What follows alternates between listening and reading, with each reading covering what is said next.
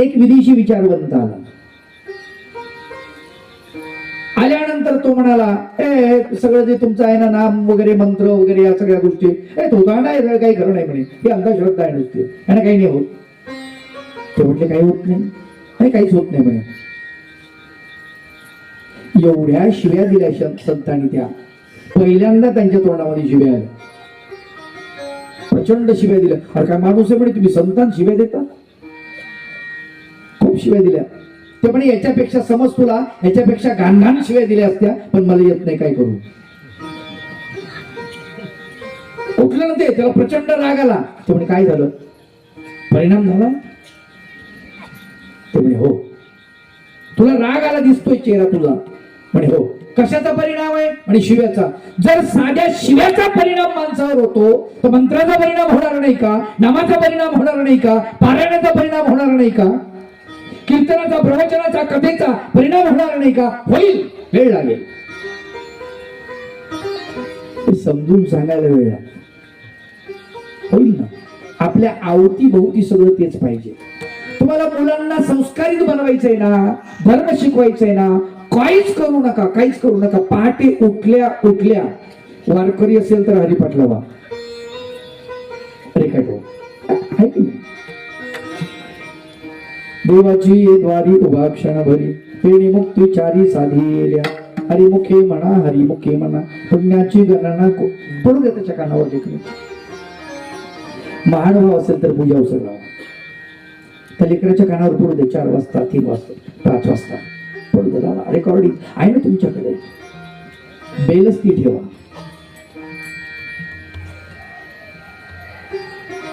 त्याच्यावर ते पूजा अवसराचा भडीमार होऊ द्या, अभंगाचा भडीमार होऊ द्या, श्लोकांचा, गीता, तर सारखं त्याच्या कानात घुसलं पाहिजे, परिणाम होईल.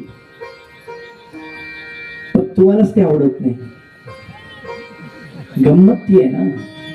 काही लोक म्हणले बाबा आई एवढं मोठं संस्कृतचं आम्हाला काय कळतंय, ते आठवडी येते काय, आई आरती आम्हाला कुठं म्हणता येते, गाणी बरे म्हणता येतात. आवड गोष्ट आहे. गाणे बरे पाठ होतात, म्हाताऱ्या कोतारीचे पाठ होतात. पण आता म्हातारे कोतारे मोबाईल कडे लागले, ते अँड्रॉइड मोबाईल. अवघड पोरं घेऊन येते म्हाताऱ्याला खेळणं म्हणून. ते म्हाताऱ्याला एवढं चिटकून जात ते आता लय अवघड झालेले. मोबाईल नावाची वस्तू खर तर याच्यावर न बोललेलं बरं असं वाटतंय मला. सगळ्यात घातक, सगळ्यात घातक. लेकरं मोबाईल शिवाय जेवत नाही, माणसं मोबाईल शिवाय राहत नाही. बॅटरी रेंज नसू द्या, पागल होतात लोक रेंज नसलो. रेंजच नाही, रेंजच नाही, रेंजच नाही. आता सगळे जेवण नाही झालं. एक दिवस जेवण नाही दिलं तर चालतं, पण या रेंज पाहिजे.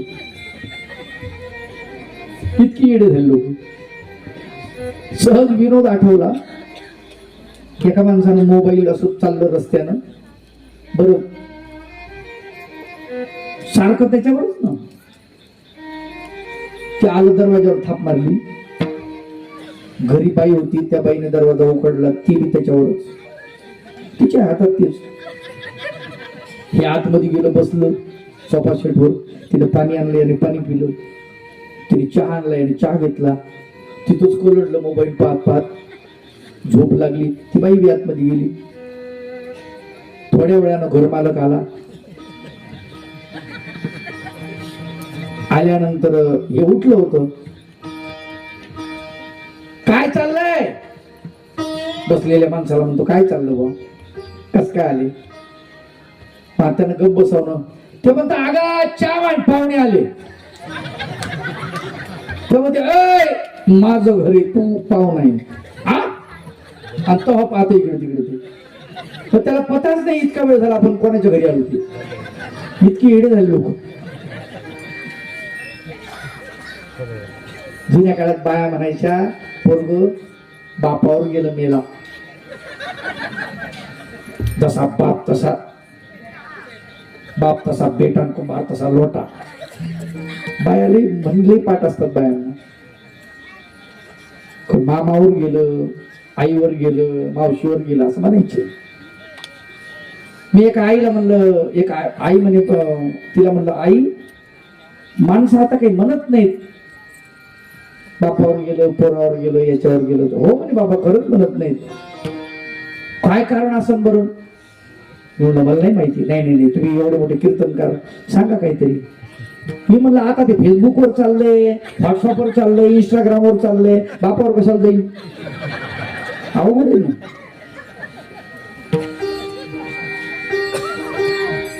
बरं, त्याच्यावर काय व्यक्त व्हायचं हे कळत नाही आपल्याला.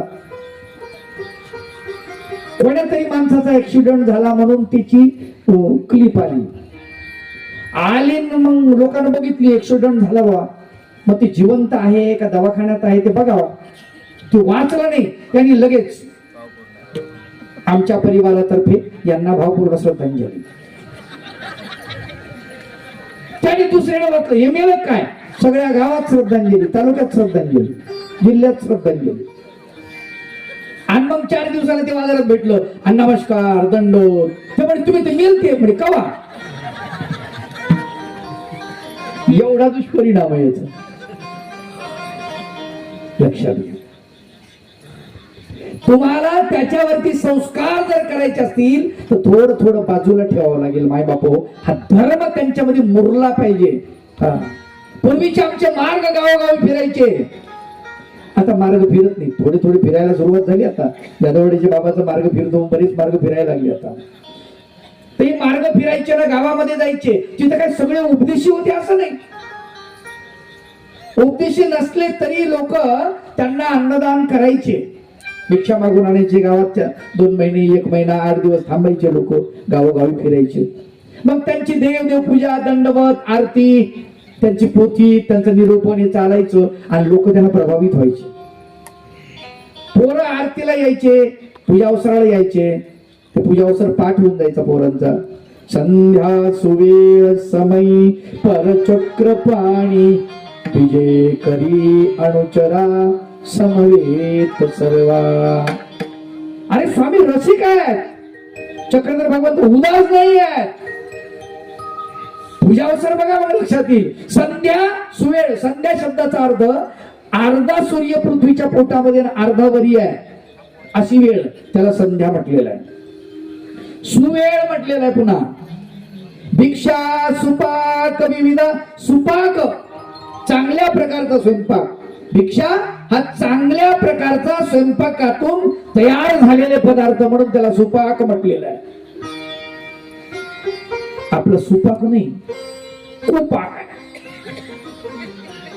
कशाही डिशेस बनवतो आपण, तर युट्यूबवर बघायचं, तशी डिश बनवायची. अवघड गोष्ट आहे. त्याच्यावरच जर वर सरकलं तर डिश एक बनवताना दुसरीच बनवून जाते.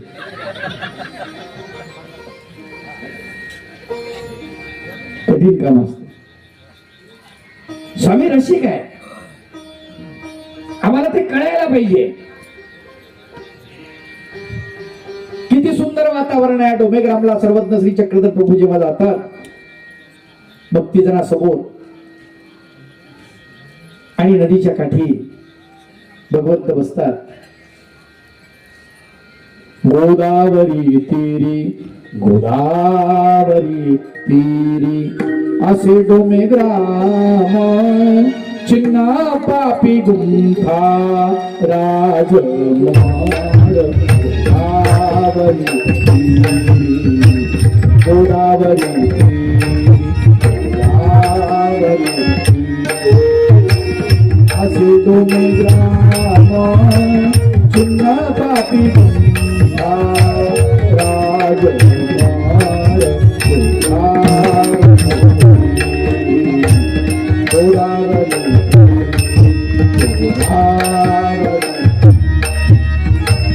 तिथेची सांगती गुढ तत्वसार, तिथेची सांगती गुढ तत्वसार, तिथेची सांगती गुढ तत्वसार, तिथेची सांगती गुढ तत्वसार.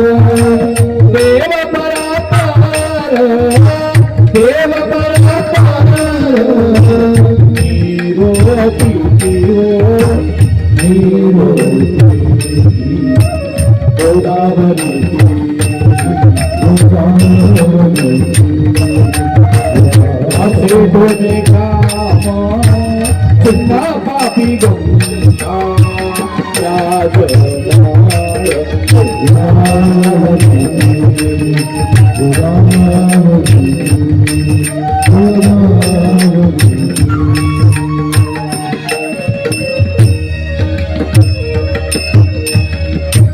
एका गावामध्ये कीर्तनाला गेलो. कीर्तन प्रवचन करतो मी. संध्याकाळी तिथे मुक्काम करण्याची वेळ. झोपलो. त्या गावातला ज्याच्या घरी झोपलो त्यांच्या इथला एक मुलगा सकाळीच उठला. मला आनंद वाटला. बरोबर सकाळीच उठलो भाऊ. तर ते कानात 2 खुट्या होत्या. खुट्या कळतात का सर्वांना? म्हातारे कोतारे लेकरे बाळ सगळ्यांना. ते कानात 2 खुट्या लखो आल्यासारखा असा आलाय. मी त्याच्या आईला विचारलं, म्हणजे काकू याला काय झालं? थेट बाबा तसंच करत ते. मला धड बोलत बी नाही काही नाही म्हणे. तुम्हीच विचारा त्याला काय चाललंय ते. आताच 2-3 लोक त्याच्या खांद्यावर हात ठेवला. म्हणजे काय चाललंय दादा? त्याने त्याच्या कानातली खुटी काढली माझ्या कानात घातली. बरं काय असत बरं तुम्ही कल्पना करा. नाही वारकरी संप्रदायाचा माणूस असेल तर तो विचार करेल हरिपाठ आहे, काकड आरती आहे. महानुभाव पंथाचा असेल तर चक्रधर भगवंताच्या आरत्या असतील, कृष्ण भगवंताच्या असतील. उठा उठा चक्र पाणी उठा वनमाळी तुम्ही उठा वनमाळी. झाला प्रकाश भरला प्रकाश भरला. उठा उठा वनमाळी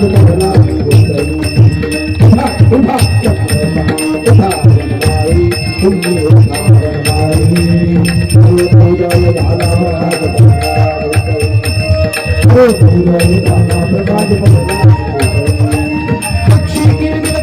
भेद घेती आकाशी भेद घेती आकाशी हंपर की जाई वासने तो पुराची कराई कराई पतिया रे कराई बंदी मारनी लगा के बना उतरी अरे उड़ा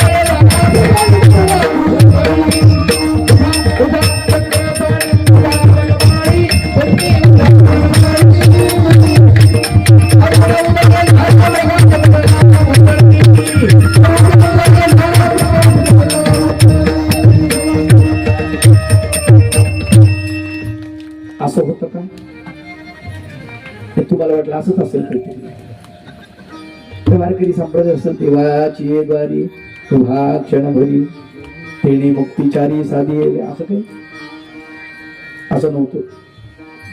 सकाळी सकाळी पहाटे 5:30 ला बाबूराव बोलतो. कानाला इच्छू चावा असं फेकून दिलं मी तुला. एवढे सकाळी अवघड आहे. हे काय चाललंय मला सांगा. धार्मिक संस्कार लेकरावरती कसे पडतील? नाही ना. त्यासाठी तुम्हाला त्याचं नियोजन करावं लागेल. एसटी मध्ये प्रवास करत होतो. पहिले एसटी मध्ये बसलो. एक पोरग कॉलेजचं पोरग माझ्या शेजारी बसलो. खोट्या तशाच 2. त्याला म्हणलं दादा असं पसरून बसलं एकटंच. बरं काही जाडही नव्हतं. त्याला म्हणलं दादा थोडं सारखं तिकडं. त्याला वाटलं दुसरीकडे बसावं या नाही इथं काय बसलं. दुसरीकडे बसलो असतो पण जागा नव्हती. मला वाटलं चला बघ ठीक आहे. सडकलं कसं तरी बसलो. मग आता मी बी गप बसाव ना. मी मला दादा काय चालू आहे?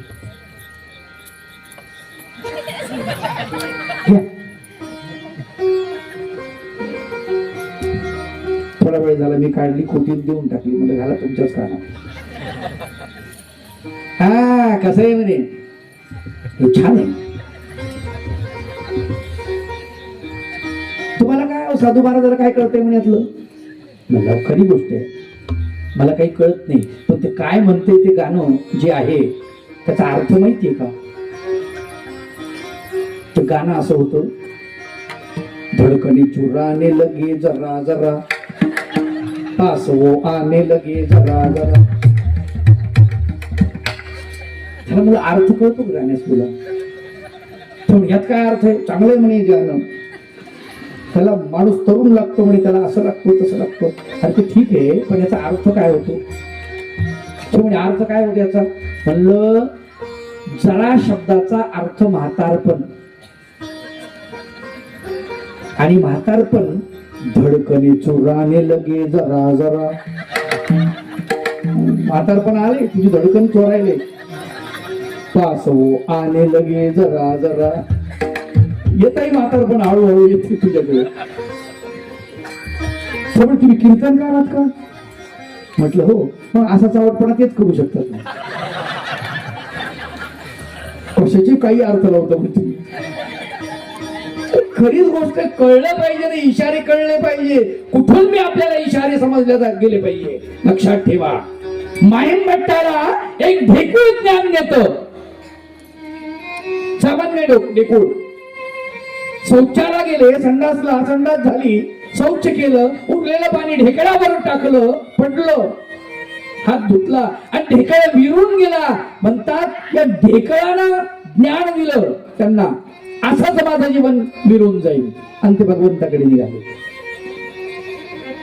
कशातून काही माणसाला कळत असते, शोधायला पाहिजे आपण.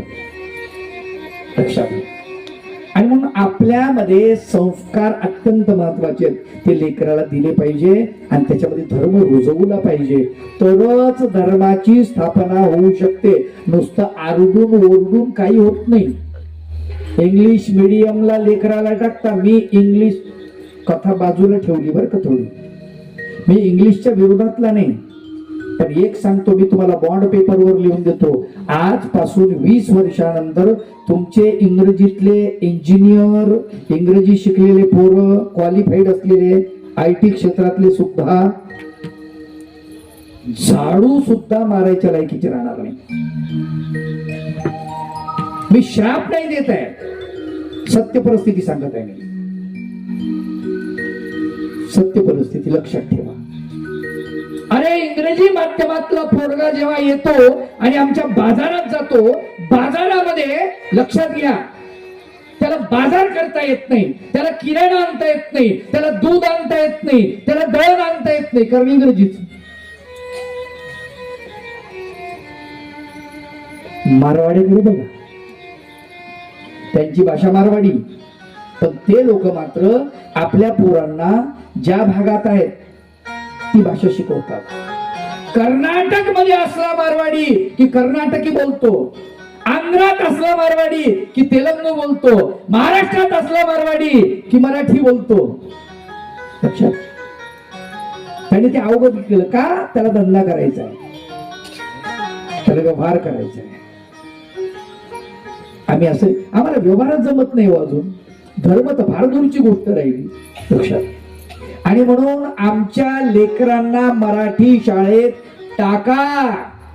त्यांना ज्ञानेश्वरी कळू द्या, त्यांना तुकाराम गाथा कळू द्या, त्यांना भागवत कळू द्या, त्यांना श्रीमद भगवद्गीता कळू द्या, त्यांना लीळा चरित्र कळू द्या. ते कळू द्या ग्रंथ त्यांना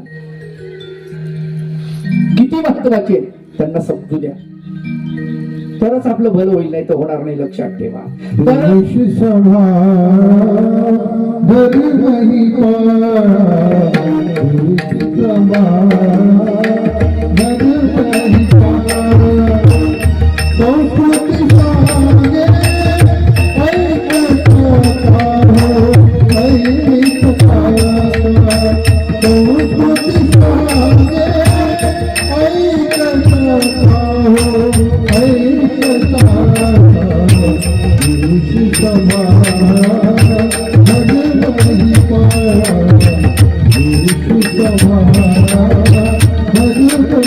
Hare